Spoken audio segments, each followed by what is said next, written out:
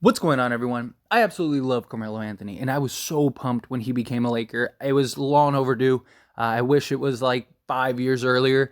That would have been amazing. But nonetheless, Carmelo Anthony was one of the relatively bright spots with the Lakers last season. It's just really unfortunate that the team was absolutely terrible. We were too old, couldn't compete night in and night out, and just were really dysfunctional, right? It was just an absolute mess. But Melo, he came in, he played 69 games for the Lakers, and he shot 44% from the field, but he shot 37.5% from three for the Lakers. And at one point, he had an incredibly hot stretch and shot incredibly well at home for LA. And since then, many people have wanted the Lakers to bring back Carmelo Anthony, right? The Lakers desperately need some three-point shooting, desperately need some scoring, and Carmelo Anthony could fit that bill at 37.5%. If he could get anywhere close to that, right? Shoot 36, 37%, he could be a huge benefit for this Lakers team. But there's a couple problems with Carmelo Anthony. One, the obvious, is defensively. He had his worst defensive season of his career last year. He was pretty good at, stripping the ball and just coming in and on the weak side help to just kind of get a couple takeaways and stuff. But for the most part, he was a complete and total liability out there. Not that we're great defensively this year, but I mean, even if Melo shoots, say, 37% from three, although he did only he took 6 attempts per game, made 2.2, just under 6 attempts. But, let's say he's able to replicate that, right? Let's say he shoots, 37, 38% from three. Problem is that he can't guard anybody. And as bad as we are defensively, he definitely doesn't help in that department. The other issue is that at this stage of his career, especially the later parts of his career, from OKC to Houston, and then his Portland years, and then especially his Laker years, he was best at power forward. Problem is that so are most of the guys on our team, right? LeBron James has played primarily power forward this season, and he is best suited at power forward currently, right? Just with his age, the wings are not the same as they used to be, right? You don't have these mammoth, power forward type players. They're all just basically 6'8" guys. They're basically all LeBron size.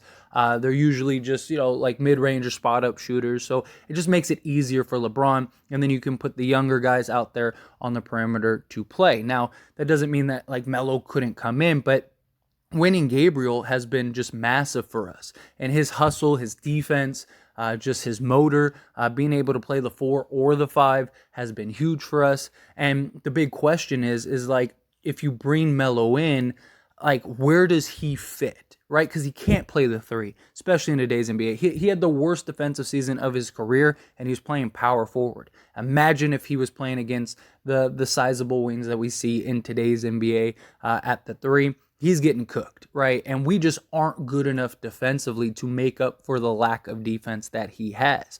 Now, you can make an argument that guys like, Bojan Bogdanovic, right? He's not a great defender, but he's not as bad as Carmelo Anthony was last season. Maybe Carmelo just had a rough year defensively. That's always a possibility, but do we really have an opportunity to take that risk? I would love to see Melo in a Lakers jersey. I wish we were good enough to where we were like bona fide contenders and like we were one of like the top 3 teams in the league. Because if we were, I'd say bring him in.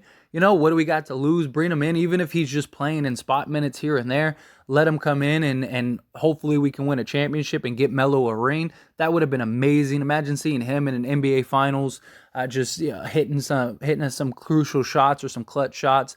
Guy that has experience in the playoffs, a guy that could provide a huge scoring lift. I'm sure he still has it in him to have big nights. I mean, he played 26 minutes a game during the Lakers stretch last season, but I don't think that he is the answer anymore this season, right? I mean, I would rather have a guy that could shoot 35, 36%, but actually play some serviceable defense, or get a guy like Bojan Bogdanovic who's shooting 50, 40, 90. Right? Like, yes, he might be as bad as Carmelo, but he's a much better shooter at this point. And he is good at funneling the offensive player into the bigs, right? Because you got to remember, at one point, Utah had Joe Ingles and Bojan Bogdanovic as their two primary wings, and it's just they were still a really good defensive team, and it primarily was because Bojan, at least he has the length and the size to stay in front of guys and can kind of just filter them to Rudy Gobert, which now he would be able to do that to Anthony Davis, which Anthony Davis is just much more versatile in that guard. Now, size-wise, I mean, Melo is 6'7", so he'd be a sizable wing. He could probably help with some defense. We could really, or some rebounding. Sorry, definitely not defense, but he could definitely help with some rebounding, which would be nice, right? We definitely need some rebounding, which, he's career roughly 5-6 rebounds a game. But as much as I love Melo, I just think that you're better off either looking for a trade or bringing in a guy like Mo Harkless and hope that Mo Harkless could shoot, 35% from three. If he could do that, then at least he is built his entire career as a perimeter defender, as a guy that can guard the perimeter. And we're just not that good and just on the perimeter defensively, period, to where if we had a guy like Melo, we could make up for that lack of just defense, right? And especially him having a guard fours, having a guard fives. Anthony Davis already has his work cut out for him as a defender and as the anchor defensively. You had a guy like Melo, doesn't really help. Now, Anthony Davis is superhuman at times, but we can't afford him being an injury risk, right? We can't afford him do that. At least Bojan, even if he was to play the four, he can guard fours even better than Carmelo Anthony. I mean, their defensive stats are much different, right? Bojan, again, is not an elite defender by any means. He's not a great defender by any means, but he's got the size, and he's just a better overall shooter, especially this season. I mean, Bojan is shooting the absolute lights out and has been a guy that's like putting up a 30-piece like every other game, right? So like that is something that you can count on. You can count on him more. And I just think a guy like Carmelo, I don't think he really helps, right? I don't think he's I don't think he's the guy that's going to come in, and even if he does shoot 37%, you can have him play ample minutes, right? Like, could you bring him in and have him play, little spots, maybe play 5-10 minutes a game? Sure. But if that's the case, like, you can make an argument it'd be better to bring in Cole Swider, right? He's bigger, give him some reps, let him get some opportunity. He's not the seasoned vet that Melo is, right? But it would be nice to start developing Cole Swider to where maybe he can have an impact not only this season, but for the future. And he's a guy that could play the three, he could play the four, and he can't be much worse than Carmelo Anthony was. That's the thing. But even then, I wouldn't personally want them to bring in Swider because we're just not good enough, right? Like, if we had some solid pieces, like, say we did a Hornets trade or something, and then we did a couple moves, right? And we had that 15th roster spot, and it's like, okay, like, we're a well-rounded team. We got size now. We got, we got several defenders now. Like, we're really good. We should be fine. Then yeah, maybe take a look at Melo. But the way that the team is currently constructed and the way the team is currently built, I just don't think Melo is the answer. And then to add the pressure of like, okay, I need to play Melo. Like, is Melo going to be okay with not playing minutes? Like, I would love to see Melo have an opportunity on a team. Like, I would love for like Milwaukee or like Boston. There was a lot of rumors about Carmelo Anthony going to Boston. Like, a team that, like, you look at and you go, okay, like, one of those two teams are very likely coming out of the East, which means Melo would probably be in an NBA Finals. Whether they win or lose, at least Melo is in a Finals, although I wouldn't want it to be Boston, right? Like, I don't want Boston to end up getting 18 before us.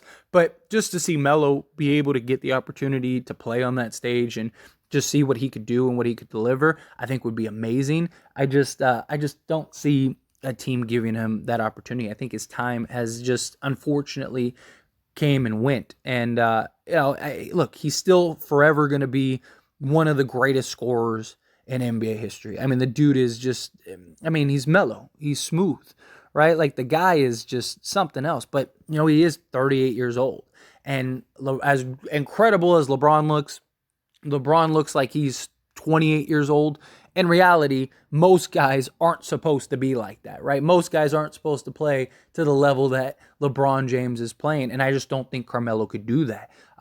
Could he help in the shooting front? Yes.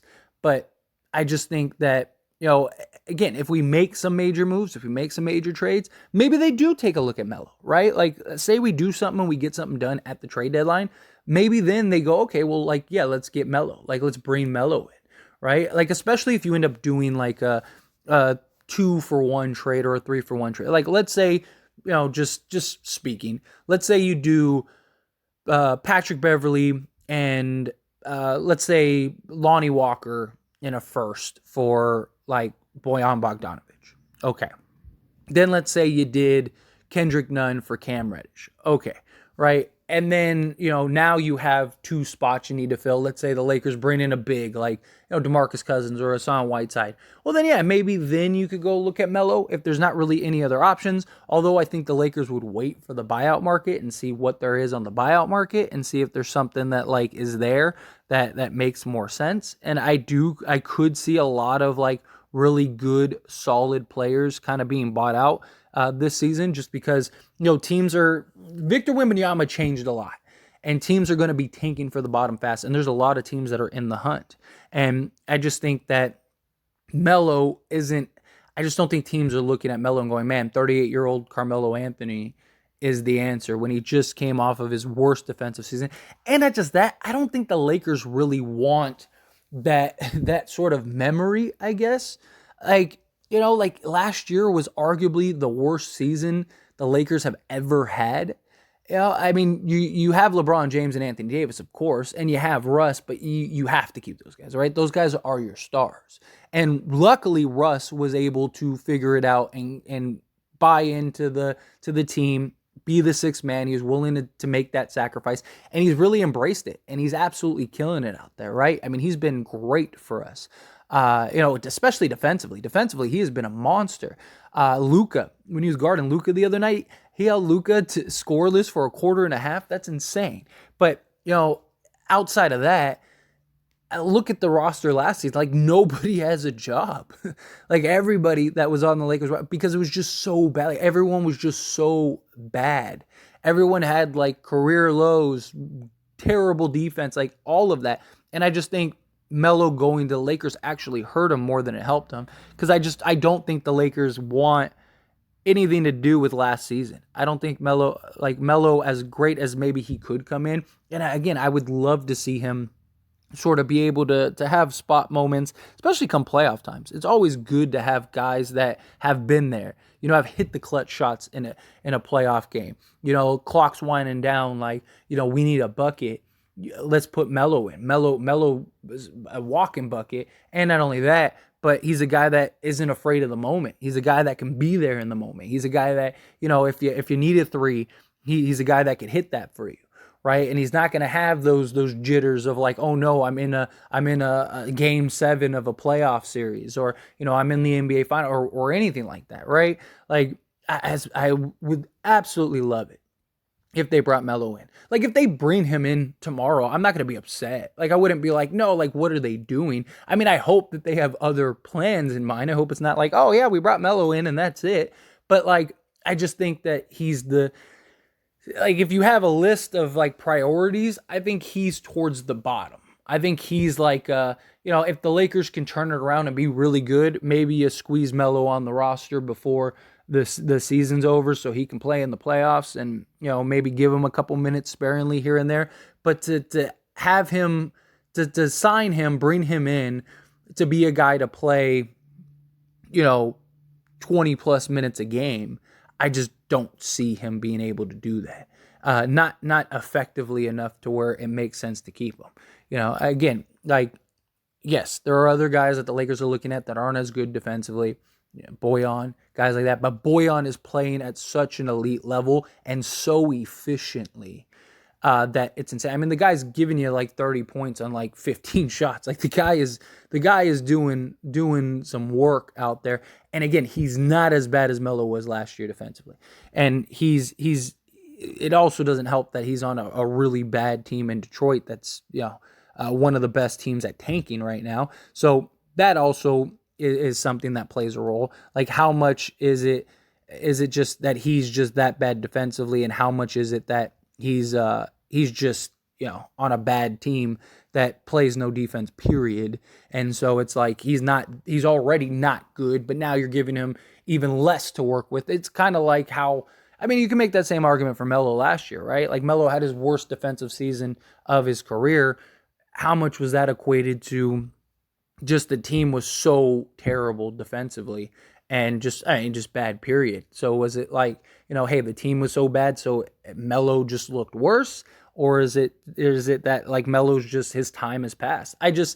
Yeah, as much as I love Melo, I am a huge Melo fan. I mean, I grew up with Melo, right? I mean, I watched him since I was a kid, like, just balling out in this league. And it's just, his battles with Kobe and his Denver years and all that stuff. That dude was magical, right? Like, that guy, I remember screaming at my TV, like, stop, do something, stop him. Like, like, this guy's killing us, right? And, as much as I love him, I just don't think he's the answer. I don't think that that's the way to go about it. But anyway, those are my thoughts and opinions. Again, I just wanted to have this discussion. I see a lot of comments from people that are like, why don't the Lakers bring in Melo? Why don't the Lakers try out Melo? Give him a shot. And I just don't think the Lakers are good enough to do that. But those are my thoughts and opinions. And as always, that's why I always pass a question on to you. Let me know yours down in the comment section below. What do you think? Do you agree with me? Do you disagree with me? Would you love Melo? Would you not? Do you think, like, hey, if we can put together a better team that makes sense, and we still have a roster spot open, give Melo a shot? Or do you think, no, like, you're better off trying to get somebody at the buyout market? Whatever your thoughts are, however you feel, love to hear them. Let me know down in the comment section.